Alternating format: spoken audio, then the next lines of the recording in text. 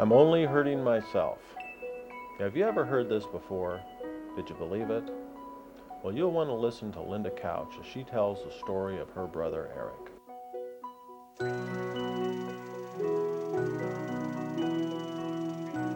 Well, we were an average, I think just the average family.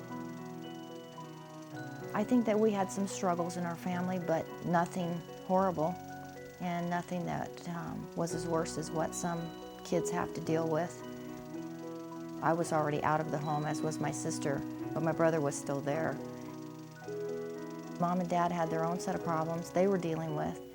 And so I think that in conjunction with, some of the things he had to deal with as a young boy, plus the freedoms he had, plus the influence that drugs already play in the schools and with kids, he got started at an early age.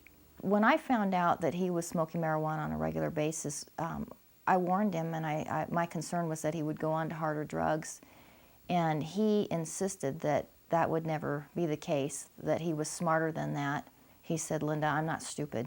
He said, give me some credit. He says, "I only smoke marijuana because my stomach hurts me when I drink alcohol." And he said, so for me, he said, it's a social drink. And he assured me that he would never try any other hard drugs. And so later, he did tell me at one point in time that he had experimented and had at least tried each drug once because he wanted to be knowledgeable. And so he wanted to be able to tell his friends that yes, he had used that and that he didn't like it and he wasn't going to use it. So that was kind of like a stepping stone, I think. His best friend, Brian, shot himself. And that really knocked the feet out from underneath Eric, because he was a kid with a really big heart. He cares about people. And I think that he had a lot of guilt. After reading a lot of the poetry that I found after he died, I think that he had a lot of guilt about his not being able to see that Brian was struggling and having problems, and maybe he didn't ask him how he was doing. And then he had been dating a girl for about 6 years, I want to say. And that's a long time at that age to be with the same girl or boy. And I think in his mind, he thought he would marry her. And as it turns out, she ended up, dumping him for his best friend. And I guess Eric was really suicidal, and he was beside himself with grief over this thing. And the marijuana wasn't cutting it in terms of a fix. And this guy came over and said that he had something that would make him feel a lot better. And what he did is he put heroin drops on the marijuana joint. So it looked like a marijuana joint, and it tasted like a marijuana joint, and it smoked the same. But in reality, it was laced with heroin. And Eric told me that the next morning, he woke up and he felt sick to his stomach, and he felt ill. And he had a lot of things to do that day. He had a busy schedule. And so he mentioned that to this guy that had given him the joint. And this guy told him, well, that's just the after effect from smoking the joint. If you just take a few more tokes, that sick feeling will go away. So he told me that he took a few more tokes, and just like that, that sick feeling went away. And he went fine. He went about his business that day. Everything was fine. And the next day when he woke up, he said he was so sick. He had like a major case of the flu. And he said he was so ill and felt so sick. And again, he had another full day planned, and he remembered how good he had felt after he had smoked just a little bit. So he did the same thing. He smoked another joint that was laced with the heroin. And he said by the third day, he said he was totally hooked. He was absolutely craving heroin. Here's this person that professed that he would never, ever go to hard drugs and use hard drugs. And he was smart. That's the interesting thing. When you think about an addict, you always think about somebody who is low life and somebody who isn't very smart. But to think about heroin and your sibling using heroin, it's hard to imagine that you came out of the same family. And originally he apparently mixed up these drops and put them on the marijuana joint. But But the same guy that gave him the joint with the heroin, his girlfriend had been a former junkie. And so she volunteered to show Eric how he could get a higher high and a quicker fix. And so she showed him how to mainline, and that means using a syringe. And so he advanced from marijuana joints to actual syringes. And he was very embarrassed about that usage, and he used to wear long sleeve shirts to cover up the holes in his arms. But that's what he became, was really a junkie. And had to use a syringe to get his high, and he lived for heroin. He went through 26 withdrawals trying to get off heroin, and he never could. He would go through the hardest withdrawals. I don't know if you've ever been around someone who's going through withdrawal, but he would just shake and be freezing cold, and I'm cold-blooded, and it would be baking hot in there, and he would just be shivering and be wrapped up in blankets. Then he would throw them all off, and he'd be sweating. He'd be sweating profusely. He'd be hot. Then he would have diarrhea. Then he would have vomiting. And it seemed like there was always this point, like on the third day, where anxiety would set in.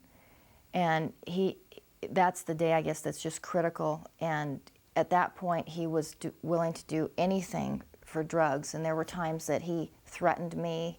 He told me he was going to steal my car. He was going to do anything that he had to do to get drugs, and it was always on this third day. And it was hard because I would come home and we'd have to keep the blinds shut because the lights hurt his eyes, and watching him in there, and he would cry, and he was miserable, and I could see he was sick, And he'd finally get through it, and he'd be laying on the couch for days. He'd be getting his strength back, and he'd finally get to the point where, okay, he's gone through withdrawal, now he's on the mend. And so you'd have this hope and everything, and then it was such a disappointment always because 2 or 3 weeks later or a month later, he was hooked again. He was back. Eric was really funny and fun-loving and likable, and you couldn't go over his house that there weren't tons of people there, always having people around. And everybody loved him. He was always the life of the party. And when he was actually hooked on this drug, his friends dropped off like flies, because they didn't want to be around somebody who's sitting there sullen, somebody who's not talkative, somebody who nods off and goes to sleep as they're talking. And it really did affect him. And in fact, some of our family members kind of excused themselves from the scene because they couldn't deal with his problem. And so, that impacted him too. And I would get calls in the middle of the night saying, "Linda, I'm going to kill myself. I can't deal with this anymore. I have tried. God knows I've tried. But I cannot shake this." And he would tell me how miserable he was, how depressed he was. He knew at that point that he was hurting people, and he didn't want to hurt people. He was hurting family. He was hurting his girlfriend. And he really had the heart to get off, but he just couldn't. It was hard to see him struggling and not knowing if he was going to kill himself. Even when he was in the hospital, he called me at work one day, and he was in a panic. I don't know what phone he had gotten to. He said, "Linda," he says, you don't understand. The doctor, he's doing these things, and he's not who he says he is, and he's abusing me, and I have to have drugs. You can't just take a heroin user and cut him off. I mean, there's methadone, and you need to do this, and you need to ease him off." And he's cutting me off, and he was going on, and he says, "I'm going to kill myself. I can't take it anymore." And he was screaming, he was crying. And he says, "You got to bring me drugs. I've got just some, he says, "I've got some prescription drugs. They're in a bag, and you need to bring these down to me," and this and that. And I said I wasn't going to do it. And I hung up the phone thinking he was going to kill himself. And I couldn't call the hospital fast enough to tell them that he was going to kill himself.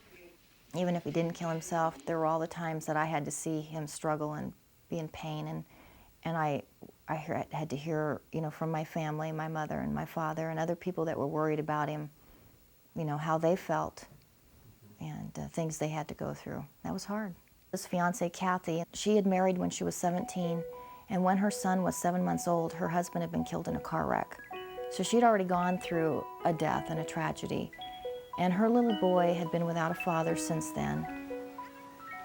And he many times told me, Eric's going to be my dad. Eric's gonna be my dad. I'm gonna have a dad now. I haven't had a dad since my real dad died, but now I'm gonna have a dad. He was really bonded with Eric. He loved Eric, and he thought Eric was everything.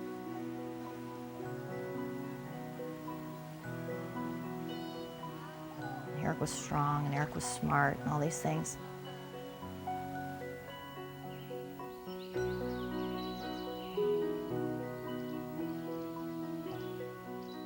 And so anyway, they decided that they wouldn't get married until he was off his drugs. So now he's off the drugs. He's doing great. He sounds great. Well, they decided to get married. And so they were going to get married in 2 weeks. And like I said, he called often. He told me how great he was doing. Well, he hurt his back at work, and he told me he was in a lot of pain. And I asked him, I said, well, why don't you go to the doctor? And he said, well, I'm afraid to go to the doctor because if I go to the doctor, they're going to give me narcotics or drugs, and I'm afraid I won't be able to stay away from heroin. I don't really know what happened after that, but apparently somewhere in all of that, he must have relapsed again, because I guess it's real easy to go out at night and find people selling drugs.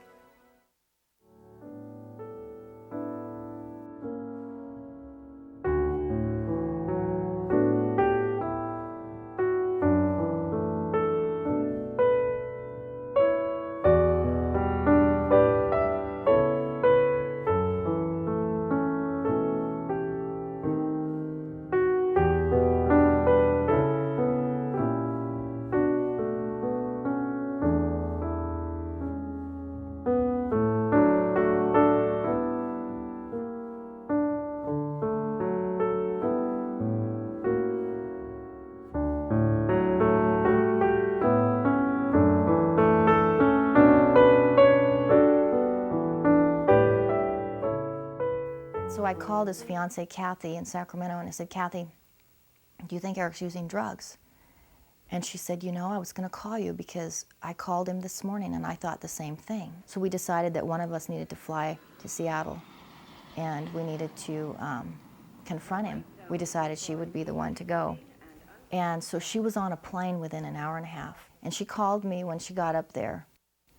And she said, I can't do this. She called me Winnie. She goes, Winnie, I can't do this. And I said, well, you need to do this. You need to go in there. And I said, she had a key. I said, what you need to do is put the key in the lock. And I said, you need to bust in on him. But when you do, you need to say, it's Kathy. Because I said, you don't want him to shoot you or something, thinking somebody's busting in on him. And so she said, okay, I'll do that. And so she hung up. And then about 5 or 10 minutes later, the phone rang again. I picked up the phone. It was Kathy again. She says, I can't do this. And I said, what do you mean you can't do this? And she said, I just know there's something wrong. She goes, the lights are off in the house. And I said, well, maybe he went to bed. She goes, he doesn't go to bed. He stays up late. And she was struggling with this thing. She didn't want to go in. She didn't want to face what she thought she was going to find. And she remembered she'd already gone through this with her husband. And so here I am in the background. And the really weird thing is that I had the same exact sense. And in between, I was praying because I just felt also that there was a problem. Finally, after an hour and a half, the phone rang, and I picked it up, and all I heard on the other end was Kathy screaming. And she was just screaming and crying. She told me what had happened, and she said that she did exactly like I said, and she had busted in, and she had said, Kathy, or Eric, it's Kathy. And she said the only thing that was there was his dog, and his dog went running up the stairwell to the bathroom. And so she chased after the dog, and she said she found Eric. She found him hanging on, I guess, to the toilet bowl. And she said that she, pushed him down on the floor, and she said she called 911, and she started administering CPR.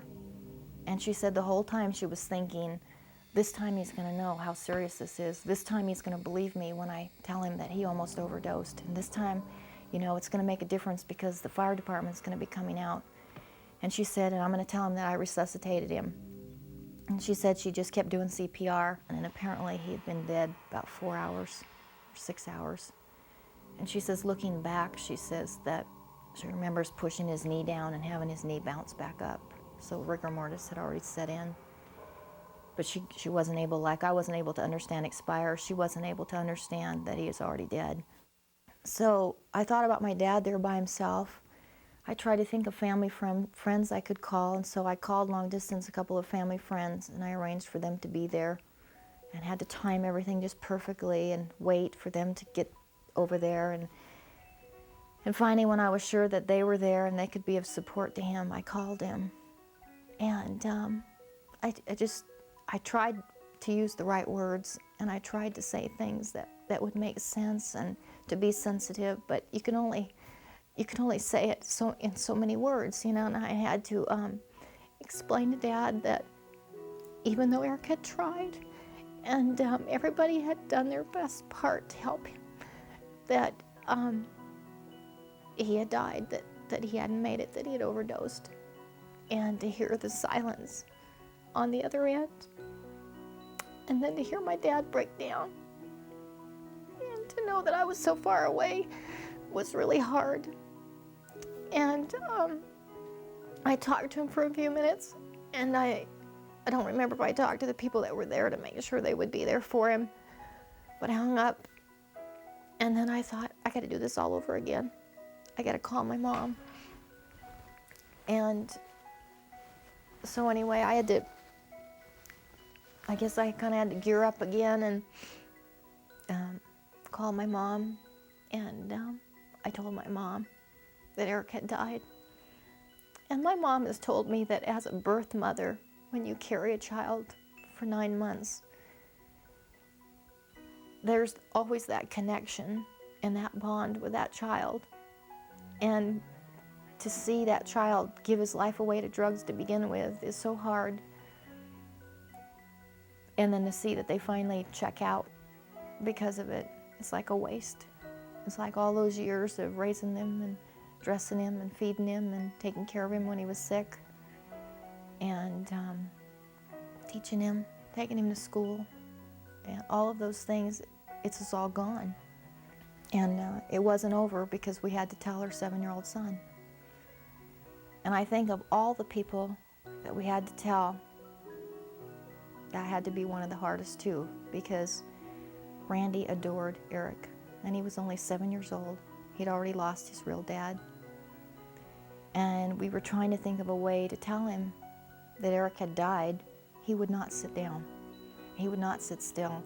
We said, Randy, you know, we need to talk to you, and we need you to sit over here, and we need you to pay attention. And he's like, I don't want to talk.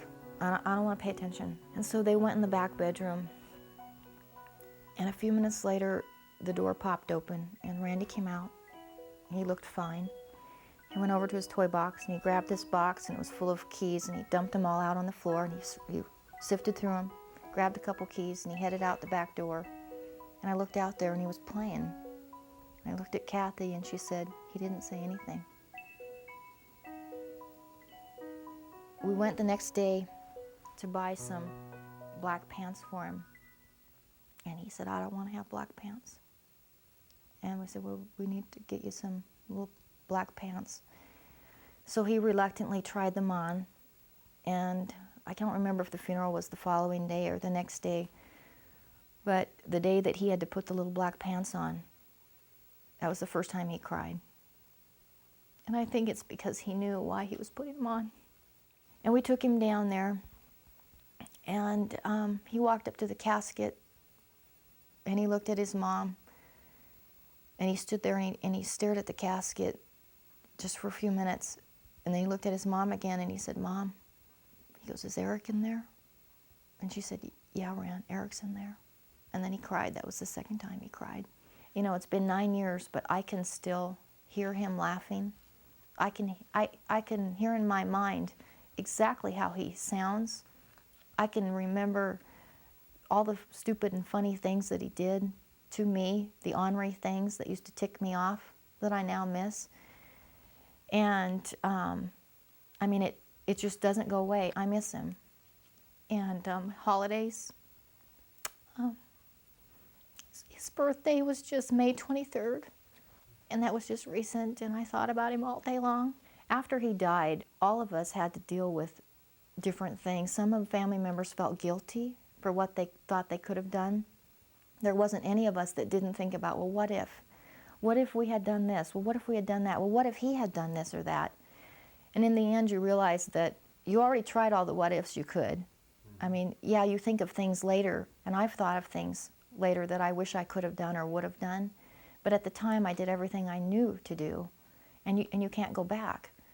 But people that have felt guilt, the what if, and the grief, and the loss, and even anger. I mean, I was angry at Eric for a while. I mean, I just like, why did you do this? To me, using drugs is the most selfish thing.